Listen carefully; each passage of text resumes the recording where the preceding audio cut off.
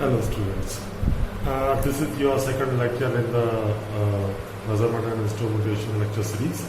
In this we will be studying about static and dynamic characteristics of the instruments, and hope you will be enjoying this lecture. Okay, now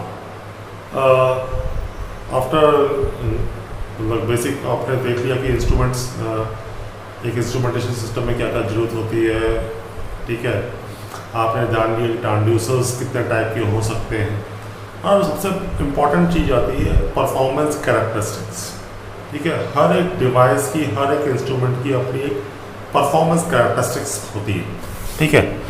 तो उसको हम लोग जो practically दो part में classify करते हैं, that is static characteristics and dynamic characteristics. Okay, तो पहले स्टैटिक कैरेक्टरिस्टिक्स देखते हैं कौन कौन सी स्टैटिक कैरेक्टरिस्टिक्स हो सकती हैं किसी भी इंस्ट्रूमेंट सिस्टम की, ठीक है, किसी भी डिवाइस की। सबसे पहला आ जाता है एक्यूरेसी, ठीक है। It is defined as the nearness of the indicated value to the true value of the quantity being measured, ठीक है। कोई भी इंस्ट्रूमेंट कितना जो भी वो आउटपुट दे रहा हो कितना नियर है एक्चुअल आउटपुट के, that is known as accuracy. For example, if accuracy of an instrument is stated as ±1%, it implies that a maximum departure from the true value may be maximum amount of ±1%। मतलब किसी instrument की accuracy level ±1% है, that means अगर उसे मान लीजिए for example if it is a volt meter, उसने 10 volt का आउटपुट दिया, दैट मीन्स वो 9 वोल्ट से 11 वोल्ट के बीच में उसकी वैल्यू हो सकती है, ठीक है। अगर कोई एक और इंस्ट्रूमेंट है जिसके मतलब सेम वोल्ट मीटर कोई एक और है और उसकी एक्यूरेसी लेवल 0.1% है, तो उसका एक्यूरेसी लेवल और अच्छा है। वो मान लो उसके लिए जब 10 वोल्ट का आउटपुट है तो वो बताया मतलब उसका जो रीड आउट है वो 9.99 वोल्ट से लेके 10.01 के बीच में है। That means that is more accurate compared to the one voltmeter which is having the accuracy level of 1%. So this is how the accuracy is defined. Now second static characteristic आ जाती है, that is static error। ये simply the actual value और जो measured value का difference है, that is known as static error, ठीक है। It is a difference as a algebraic difference, sorry, it is defined as the algebraic difference between the value indicated by the output of measuring system and the true value present to the input। simply या simply ये कह दीजिए कि जो actual value minus the measured value is known as static error। और इसका बीच का जो difference है वो जो आप ऐड करेंगे उसमें, ठीक है, that is known as correction। true value is equal to indicated value plus correction, ठीक है। आपको कई केसेस में पहले से मालूम होता है कि ये एरर आएगी। फॉर एग्जांपल, अगर आपने कभी फिजिक्स लैब में वोल्ट मीटर यूज़ किया होगा तो वहाँ पर कई बार 0 एरर होती है, ठीक है। वो थोड़ा सा कहते हैं अबाउ 0 से ऊपर कुछ इंडिकेशन, मतलब 0 वोल्ट पे 0 से ऊपर कुछ इंडिकेशन दे रहा होता है, तो वो आप क्या करते हो, हर रीडिंग में ऐड करते चले जाते हो, that is known as correction, ठीक है। 0 एरर एक तरह का करेक्शन है, ठीक है। ऐसे और भी बहुत सारे करेक्शंस हो सकते हैं, ठीक है, डिपेंडिंग अपॉन टेम्परेचर, ह्यूमिडिटी की इस टेम्परेचर लेवल पे ये करेक्शंस ऐड करनी है, इस ह्यूमिडिटी लेवल पे ये करेक्शंस ऐड करनी है, तो correction can be in any form, ठीक है। वो नॉर्मली आपके इंस्ट्रूमेंट्स पे या आपके पर्सनल एक्सपीरियंस से आप कैलकुलेट कर लेते हैं। फिर आता है next static characteristic, that is uncertainty, ठीक है। It's expressive of the range of variation of indicated value from the true value, ठीक है। ये एक तरह का एक्सप्रेशन जो ये बताता है कि आपका रेंज क्या है इंडिकेटेड वैल्यू का फ्रॉम द ट्रू वैल्यू, कितना वो वेरिएशन करेगा, कितनी इसके अंदर अनसर्टेनिटी होगी, तो that is known as uncertain. कितना आपका जो आउटपुट आया कितना अनसर्टन है, ठीक है। जो आप ऊपर अभी डिफाइन कर रहे थे ±1%, ±0.1%, that was nothing but the uncertainty, ठीक है। तो जो जितना भी परसेंटेज आप डिफाइन कर रहे हैं वेरिएशन का, that is uncertainty. Precision, define the degree of refinement with which the measured value is stated. आप अपने आउटपुट का जहाँ नोट कर रहे हैं, जहाँ पर रीडिंग नोट कर रहे हैं, कितनी प्रिसाइजली इसको बता रहे हैं, that is known as precision. For example एक आदमी ने रीडिंग नोट की, उसने कहा कि this particular reading is 9.1 plus minus 0.365 volt, ठीक है। और एक वही रीडिंग को दूसरा नोट कर रहा है, वो कह रहा है कि इट इज 9.1 प्लस माइनस 0.3654789। तो सेकेंड रीडिंग जो है दैट इज मोर प्रिसाइज, क्योंकि वो और सिग्निफिकेंट डिजिट तक उसको डिफाइन कर रहा है। That's why this is known as the precision, how much precisely you have written your data, that is known as precision. Now हम लोगों ने देख लिया accuracy, static error, correction, uncertainty, precision. Now the most important that is repeatability.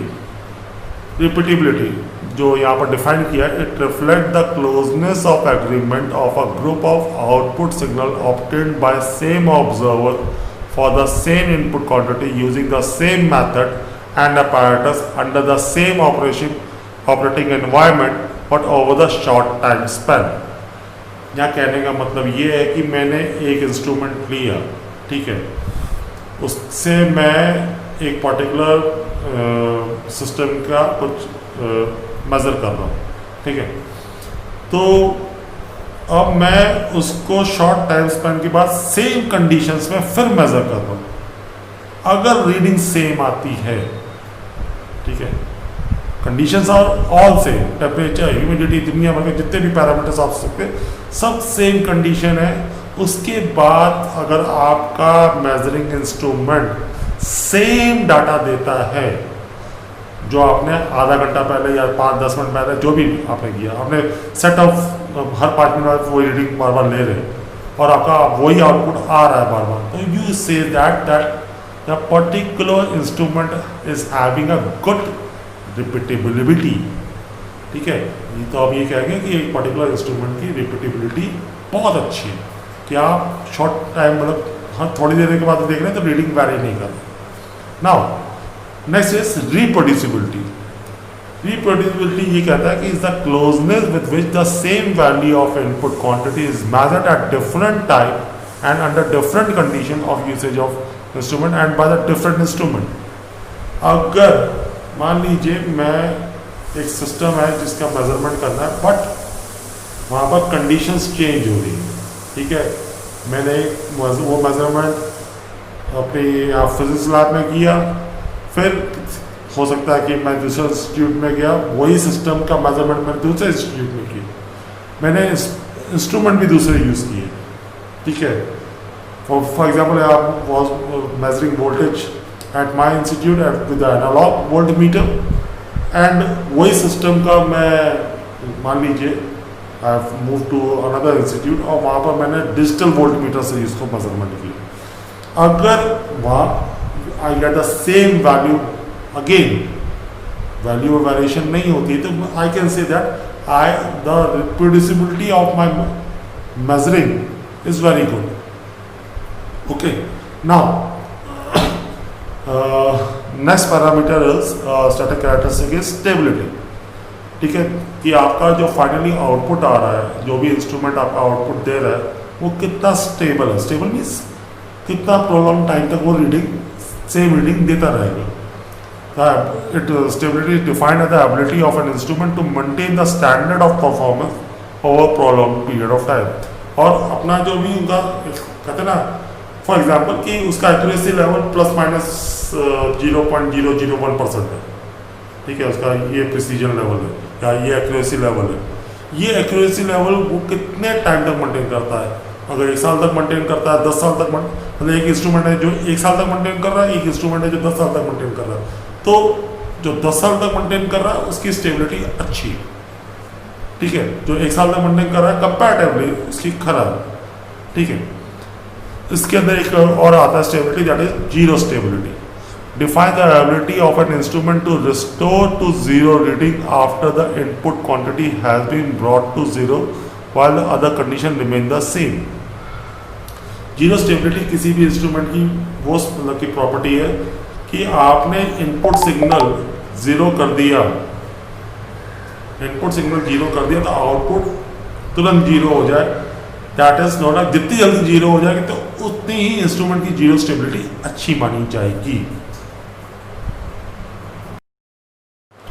Okay, आगे जो static characteristics next है that is resolution is the smallest increment of the input quantity to which the measuring system responds. ठीक है, कोई भी instrument का एक minimum level होता है जिसके लिए वो रिस्पॉन्ड करता है, that is not the resolution. ठीक है, for example if an ohm meter, ठीक है, जो रेजिस्टेंस नापता है, एक ओम मीटर है जो मतलब कि 0.1 ओम के लिए भी रिस्पॉन्ड करता है। ठीक है, रिस्पॉन्ड करना शुरू करता है एंड मतलब इतना वेरिएशन होगा इनपुट में तो वो रिस्पॉन्ड करेगा। एक दूसरा ओम मीटर है जो 0.001 पे का वेरिएशन करेंगे तो भी तुरंत रिस्पॉन्ड करेगा। तो हम कहेंगे जो सेकंड ओम मीटर है उसका रेजोल्यूशन अच्छा है। ठीक है, क्योंकि वो और मतलब कि इतना और प्रिसाइज वैल्यू के लिए वो रिस्पॉन्ड कर रहा है। So that is known as resolution for, that is the smallest increment of the input quantity to which the measuring system responds. Next is sensitivity. It is defined as the ratio of the change in output signal to the change in input quantity. ठीक है, आपकी input quantity में जो change आ रहा है उसी हिसाब से आपके आउटपुट में भी चेंज आ रहा है, then the system is known as more sensitive. ठीक है, और उसके मैथमेटिकली जिसका ये ratio change in output over change in input का जो रेशियो है, जिसकी वैल्यू जिस इंस्ट्रूमेंट की वैल्यू जिस भी इंस्ट्रूमेंट के लिए ये वैल्यू ज़्यादा होगी वो मोर सेंसिटिव होगा। ठीक है, next is responsiveness, denote the smallest change in the quantity under measurement. ठीक है, मतलब छोटी से छोटी क्वांटिटी के लिए कोई सिस्टम रिस्पॉन्स कर रहा है, ठीक है, that is means that particular system is more responsive. And next static characteristic is that is linearity. Linearity बहुत सिंपल सा है कि आपका इनपुट वर्सेस आउटपुट का ग्राफ, और सॉरी आउटपुट वर्सेस इनपुट का ग्राफ अगर स्ट्रेट लाइन है then the system then your instrument is linear। ठीक है, that means as the input is varying उसी के हिसाब से आपका आउटपुट वेरी कर रहा है, that's why your graph is getting a straight line। next is next static characteristic is drift। drift ये कहता है कि फॉर एग्जांपल कि आप अपना मल्टीमीटर है और आप किसी कहीं वोल्टेज मेज़र कर रहे हैं, ठीक है, दैट इज़ वो जो वो वोल्टेज है मान लीजिए वो 5 वोल्ट का है जो किसी भी सिस्टम से आ रहा है, और आप उसको अपना मल्टीमीटर के जो प्रोब्स हैं वहाँ पर रखें, आप मेज़र कर रहे हैं और आप देख रहे हैं कि थोड़ी मतलब 5 से 5.00 5.1 5.2 वो वेरी करता जा रहा है। तो ये जो वेरिएशन हो रहा है, इनपुट वेरी नहीं कर रहा बट आउटपुट वेरी कर रहा है, और ये नॉर्मली ये वेरिएशन आपके इंस्ट्रूमेंट सिस्टम की वजह से होते हैं, जो उसके इंटरनल कंपोनेंट्स हैं उसकी वजह से होता है, due to heating of the instruments, heating of the component of the instruments, उसकी वजह से आपके जो आउटपुट रीडिंग जो रीडिंग आप मेजर कर रहे हैं वो वेरी करने लगती है। तो that particular variation when the input is not being changed और आउटपुट चेंज हो रहा है, इसको हम कहते हैं ड्रिफ्ट। ठीक है, now next static characteristic is threshold. Threshold her instrument का एक मिनिमम वैल्यू होगी जिसके लिए वो रिस्पॉन्ड करना शुरू करता है। ठीक है, मतलब वो जीरो से इनिशिएट करेगा, that is known as the threshold input of that instrument, or it is defined as the minimum input quantity that is necessary to cause a detectable change in output signal for a zero indication। यहाँ बात zero की है, ठीक है, zero indication zero से fluctuate करना पर move करने के लिए जो आपका मिनिमम रिक्वायरमेंट है इनपुट सिग्नल की, that is not a threshold value.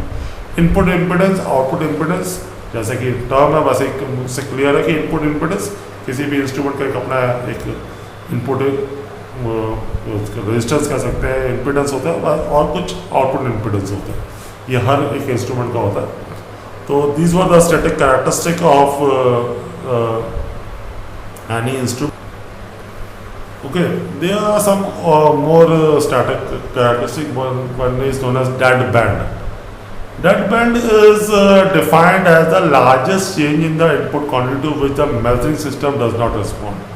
ठीक है, हर इंस्ट्रूमेंट में कुछ, हर मैं तो नहीं, कुछ इंस्ट्रूमेंट्स में ऐसा भी होता है कि पर्टिकुलर इनपुट रेंज के लिए सिस्टम रिस्पॉन्स नहीं करता, and that particular system, that particular range is known as dead band. जैसे कि आपके फिगर में दिखा रखा है, ठीक है, फर्स्ट कर्व और सेकंड कर्व में देखें, बीच में मतलब नियर द जीरो पार्ट कुछ पर्टिकुलर इनपुट के लिए आउटपुट रिस्पॉन्स नहीं कर रहा है, that particular zone is known as dead zone और डेड बैंड। ओके, तो this is also a static characteristic of any instrument.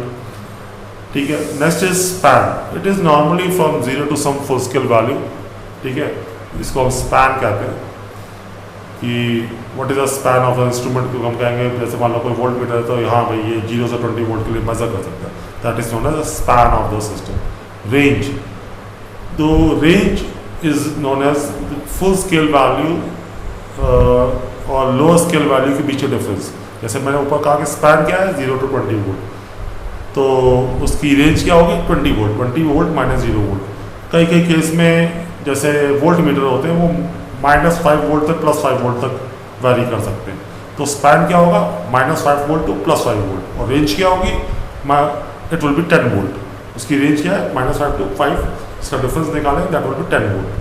So this is how span and range is defined. And now I think all the static characteristics have been covered. Now let us move to dynamic characteristics.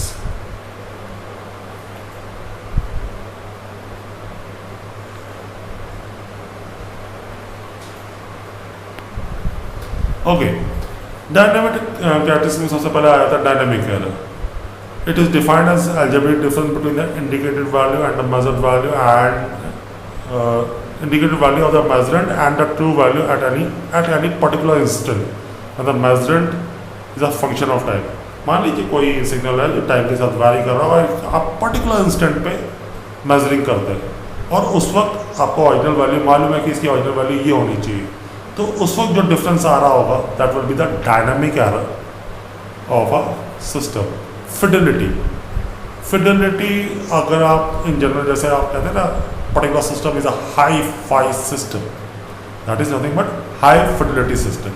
Fidelity का मतलब ये है कि जैसे जैसे आपका input vary कर रहा हो वैसे वैसे आपका आउटपुट भी वैरी कर रहा है, that means the output is totally following the input, then the particular system is known as having high fidelity. और यहाँ पर डिफाइन भी किया, fidelity of a measuring system refers to its ability to follow instant by instant the variation of the measured with time। ठीक है, जैसे जैसे मतलब वही बात होगी कि जैसे जैसे इनपुट वेरी कर रहा है वैसे वैसे अगर आउटपुट उसको फॉलो कर रहा है, then the system is known as having high fidelity. Now the bandwidth, हर एक system particular range of frequency के लिए वर्क करता है। ठीक है, that range of frequency for which the system gives you the output is known as bandwidth. Bandwidth of a system is the range of frequency for which the dynamic sensitivity is satisfactory. Okay, or for measuring system, the dynamic system is required to be within the ±2% of the static sensitivity. The amplitude frequency characteristic is almost as flat as shown. ठीक है, जैसे कि नीचे एक bandwidth दे रखी है एक particular system की, तो ये डिफाइन कर रहा है कि इतने रेंज के लिए आपका जो आउटपुट आ रहे हैं वो रिस्पॉन्स जो आ रहे हैं वो वेल डिफाइंड आ रहा है। ठीक है, तो एक सर्टेन रेंज ऑफ फ्रीक्वेंसीज के लिए जो सिस्टम आउटपुट दे, that is known as the bandwidth of a system. Speed of response, ठीक है, of a physical system is referred to its ability to respond to sudden change of amplitude of impulses. ठीक है, speed of response normally हम लोग जो define करते हैं that is time constant, measurement lag, dead time element, ये कुछ speed of responses हैं। टाइम कांस्टेंट नॉर्मली होता है कि एक सर्टन रेंज पर आपका आउटपुट आ जाए, इस पर्टिकुलर वैल्यू पे आउटपुट आ जाए और उसको आपके सिस्टम को उस पर्टिकुलर वैल्यू तक आने में कितना टाइम लग रहा है, that is known as time constant. या स्टेडी स्टेट वैल्यू पे आने में कितना टाइम लग रहा है, that is known as time constant. और किसी भी सिस्टम हम चाहेंगे कि टाइम कांस्टेंट कम से कम, ठीक है, तो उसका स्पीड ऑफ रिस्पॉन्स बहुत अच्छा होगा। ठीक है, तो थोड़ा मैथमेटिकली इसको डिफाइन करें. It is associated with the behaviour of the first order system and is defined as a time taken by the system to reach to 63.2 of its final output signal amplitude. ठीक है, अगर 63.2% output value तक वो पहुंच गया, वहाँ तक पहुँचने में जितना उसको टाइम लगा, that is known as the time constant. ऐसे measurement lags signify the time delay in the occurrence of output signal due to input signal. Input signal आपने दिया और आउटपुट आने में जितना टाइम लगा, that is known as measurement lag. Again measurement lag हम चाहेंगे कि कम से कम हो due to increase the speed of response.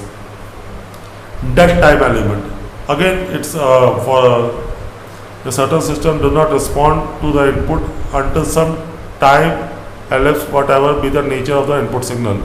कुछ सिस्टम होते हैं कि ठीक है, थ्रेशोल्ड वैल्यू उसकी है कि इस वैल्यू के ऊपर वो रिस्पॉन्स करेंगे, पर तो वो थ्रेशोल्ड वैल्यू देने के बावजूद कुछ टाइम लेते हैं टू स्टार्ट रिस्पॉन्स. तो that is known as dead time element. ठीक है, वो उसका dead time element. Again to get a good speed of response we require that वो डेड टाइम एलिमेंट कम से कम. ठीक है,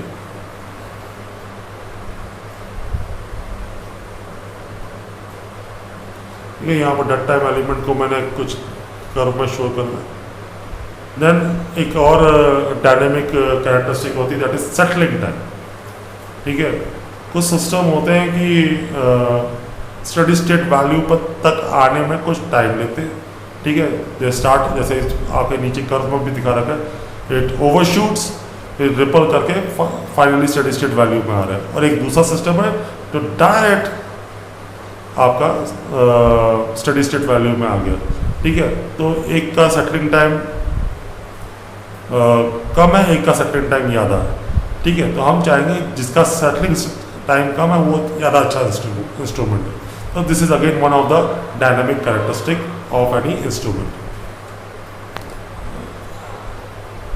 dynamic range, again it's difference between the maximum and input value for any time. लगी जो functions time पर dependent है. फॉर एग्जाम्पल यहाँ पर जो डिफाइन किया is the range of signal which the measuring system likely to respond faithfully under the dynamic condition. This is known as a dynamic range. Okay, now तो this was the static and dynamic characteristic of any instrument system. आप different instrument system के कहते हैं ना, उस इन characteristic की basis पे ये कह सकते हैं कि हाँ, एक पर्टिकुलर इंस्ट्रूमेंट सिस्टम कितना अच्छा है, कितना बेटर है. ठीक है, यू कैन डिफाइन दिस. तो this was your first topic. With this, in the second lecture we will be seeing the measurement of voltage, current and ohm meter and the resistance. उससे पहले मतलब कि उसका measuring करने के लिए हम लोग सबसे पहले देखेंगे गैल्वानोमीटर, वो कैसे फंक्शन करता है. For this lecture have a nice day.